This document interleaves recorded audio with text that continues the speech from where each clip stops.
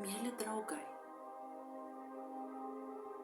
aš esu Izidė, aš esu Deivė, kuri gyvena jumyse visuose ir reprezentuoja moteriškąjį elementą, tobulą jo išraišką.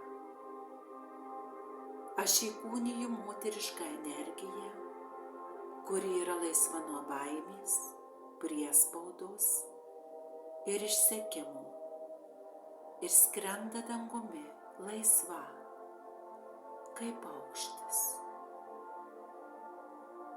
Aš esu šią energiją tavyje. Tai galioja vyrams ir moterims. Aš esu universali energija, nesusijusi nei su vieta, nei su laiku, nei su kūnu.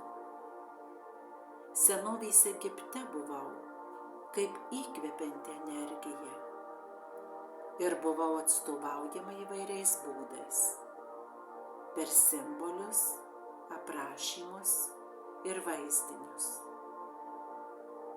Aš gyvenau žmonių širdyse, bet aš nesu pririšta prie jokios formos. Aš esu laisva jums visiems. Pajusk džiaugsmą mano energijoje. Aš atnešu žvalumų, atsinaujinimų, atjaunėjimų. Nes viso gyvenimo esmė yra judėjimas, atsinaujinimas ir dinamika. Taip pat gali patirti ir jausti mane tekančiame vandenyje, kuris teka ir atneša gyvybę žemei, jos augalams ir gyvūnams. Pajusk, kaip per tave teka mano energija.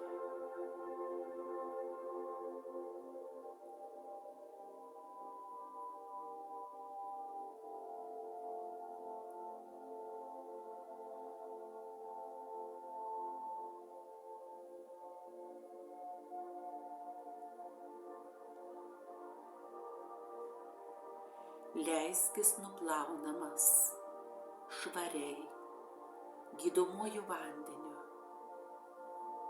ne fiziniu vandeniu, o kaip energetinė srovė,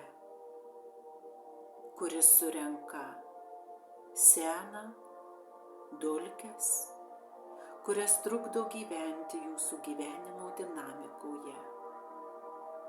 Leisk man viską paimti, nuplauti, kad galėtum tapti laisvu ir leisk savo tikrajai esmei pasiekti savo sąmonę. Aš esu čia pilna džiaugsmo. Aš matau jūs visus. Pajauskite ir jūs mane. Aš kalbėjau su jumis šventyklose. Prisimink. Bet visų pirma, prisimink save. Tu esi Izidės energijos dalis. Tu esi aš. Mes nesame atskirti vienas nuo kito. Aš noriu grįžti į žemę ir atnešti atsinaujinimo, atgaivos, džiaugsmo ir jaunatviškumo. Pasaulyje yra daug įsitvirtinusių struktūrų, ypač žmonių galvose. Baimė padarė didelę įtaką žmonių gyvenimui. Todėl energijos nebeteka tinkamai. Žmonės yra įstrigę senuose santykių modeliuose.